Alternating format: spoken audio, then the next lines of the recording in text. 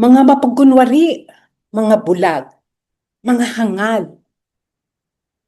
Yan po ang mga salita ng Panginoong Hesus na sumindak sa akin sa Ebanghelyo ngayon na galing kay San Mateo, chapter 23, verse 13 to 22. Ano nga ba ang kinagagalit ng Panginoong Hesus?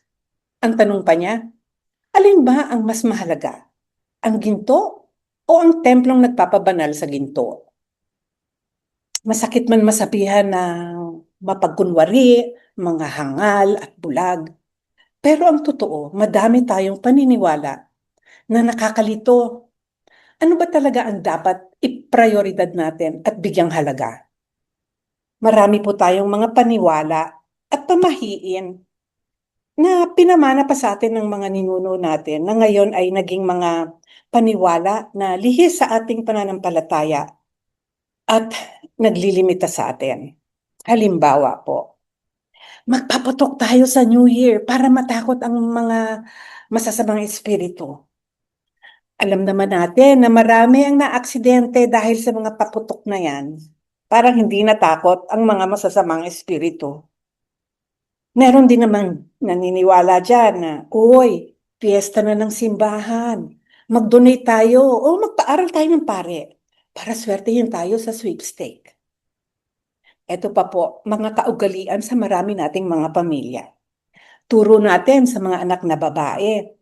O, sa loob ka ng bahay, matuto kang maglinis, matuto kang magluto, magplantsa habang nanonood ka ng TV, at bantayan mo yung mga bata mong kapatid. Pero nay, di naman si Junior, ayun no, naglalaro sa labas. Sabi ng nanay, hayaan mo siya, ganyan talaga ang mga lalaki. Hindi lang po ito sa Pilipinas ha. Sa ibang bansa, ganyan din po ang pananaw. At hindi ko rin naman nilalahat sa generation po ngayon, madalas, naaway yan ng mga mag-asawa. Kasi hindi sanay ang asawang lalaki na tumulong sa gawaing bahay. Ilan lang po ito sa mga examples. Marami pa po tayong ibang pamahiin at sabi-sabi.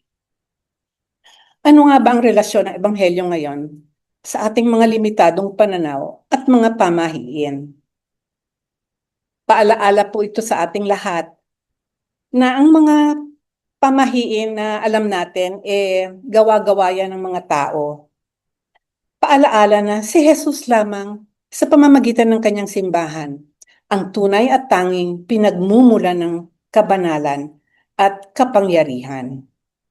Kaya magbigay tayo o mag-donate tayo ng buong kalooban dahil si Jesus ay buong puso na nagbigay ng sarili niyang buhay para maligtas tayo at bumuti ang buhay natin. Para sa ating lahat, mga babae man o mga lalaki, paglingkuran at tulungan natin ang isa't isa dahil si Jesus ay naparito upang paglingkuran tayo.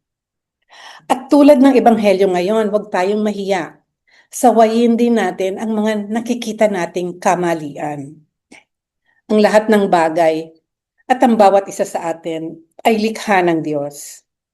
Tanging mga salita ng Diyos lamang ang makakatulong sa atin maging banal.